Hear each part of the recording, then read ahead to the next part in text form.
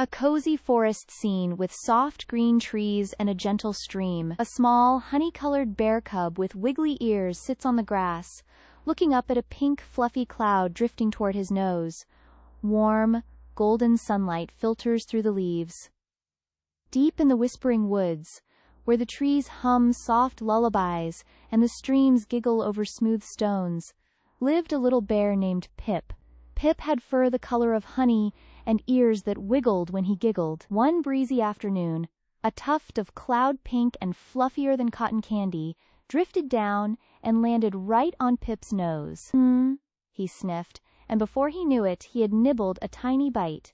It tasted like birthday parties and sunny days. A small, honey-colored bear standing on a mossy stump in a whimsical forest, looking up at pink, fluffy clouds, with one cloud having a golden trail. Soft sunlight filters through green leaves. Pip's eyes widened. "That's the best snack ever!" he squeaked, licking his lips. He hopped onto a mossy stump for a better look. More pink clouds tumbled above like pillows. But wait! One was different. It had a tiny golden thread trailing behind it, shimmering like a firefly. Pip's ears wiggled. "Where are you going?" he wondered, and he scampered after it, leaving the giggles of the stream behind. A curious little mouse named Pip stops in front of a tiny glowing door in a green hillside, painted with purple and orange swirls, with a sign that says, "Bumble's Button Barn." The scene is lit by soft golden light from the door, surrounded by dewdrop mushrooms and ferns, in a whimsical children's book illustration style. The golden thread led Pip past a cluster of dewdrop mushrooms and under a low-hanging fern. It twinkled and danced, just out of reach, tickling his nose. He bounded over a wobbly stone, his paws making soft plops on the damp earth. The thread rounded a bend, and Pip skidded to a halt. Ahead, a tiny door glowed in the side of a hill, no bigger than a lunchbox. It was painted with swirls of purple and orange, and on it hung a sign. "Bumble's Button Barn." The golden thread slipped through the keyhole and vanished.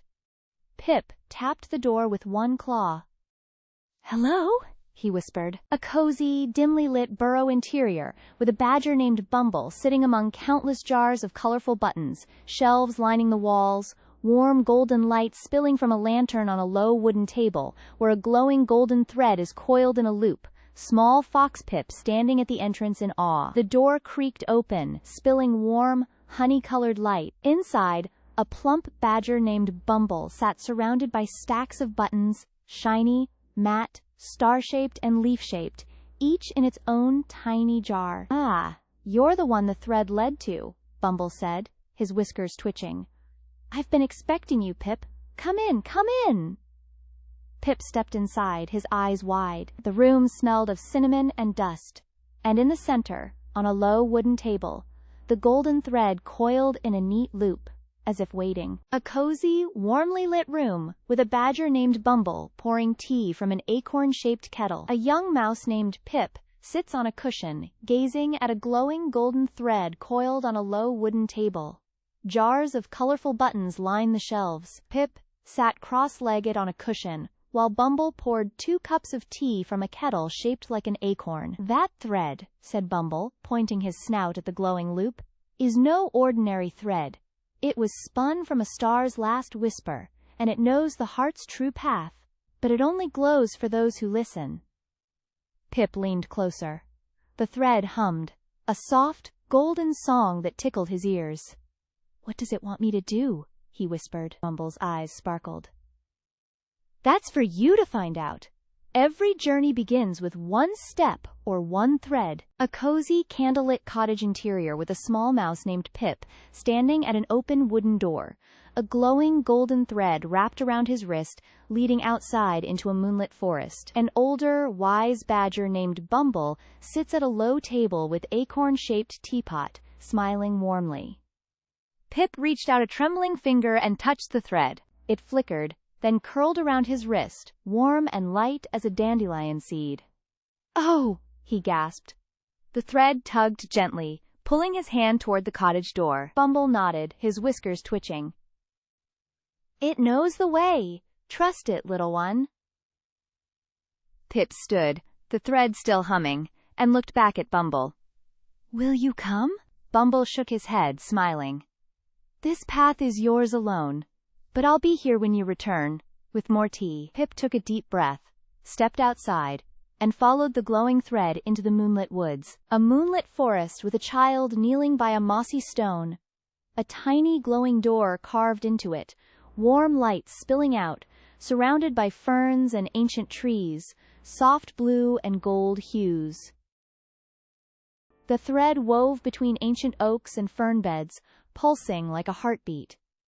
Pip stumbled over roots, his breath puffing in the cold air. "Wait," he whispered, but the thread only pulled onward. Suddenly it stopped before a mossy stone, flickering once, then vanished into the earth. Pip knelt, brushing aside leaves. There, carved in the stone, was a tiny door no bigger than his hand, glowing with the same soft light. A child's hand reaching through a glowing tiny stone door into a spiral staircase descending underground, with a small lantern casting warm light, mossy forest floor in foreground, soft morning light through trees above. Pip pressed his ear to the tiny door. From within came a hum, like a lullaby sung by crickets. He felt a warmth seep through the moss. "Hello?" he whispered. The door trembled, then creaked open a crack. Inside was a spiral stair, no wider than his finger, winding down into the earth. A tiny lantern hung on the wall, casting dancing shadows. Pip hesitated, glancing back at the silent trees.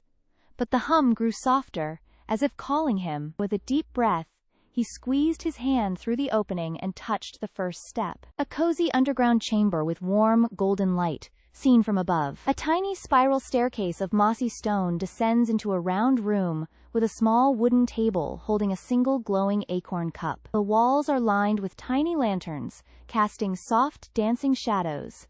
A child's hand and foot are visible on the stairs, emphasizing the miniature scales.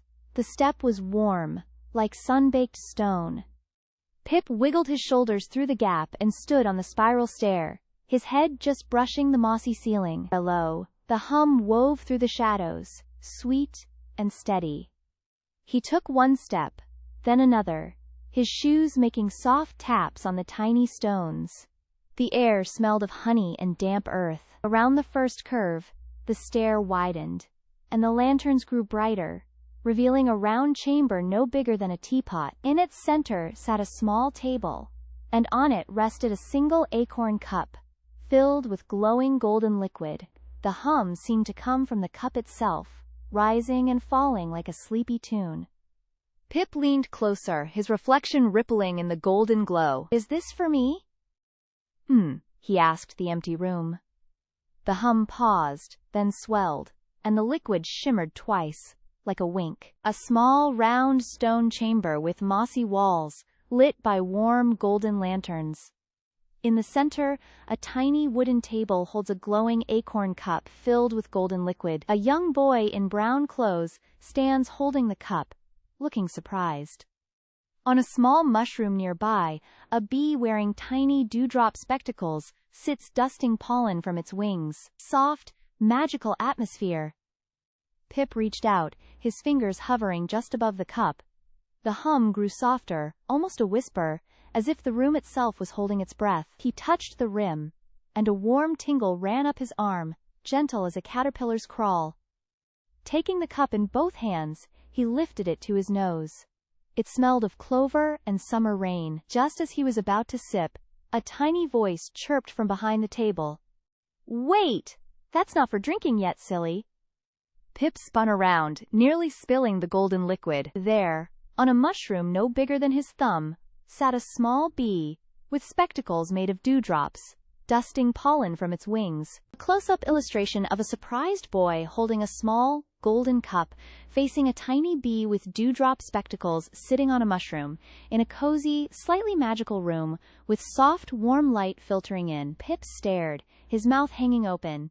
The bee adjusted its dewdrop spectacles and gave a little cough.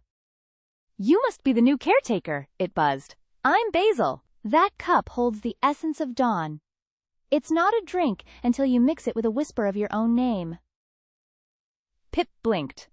My name? He asked. Of course, Basil said, tapping a tiny book with his foot.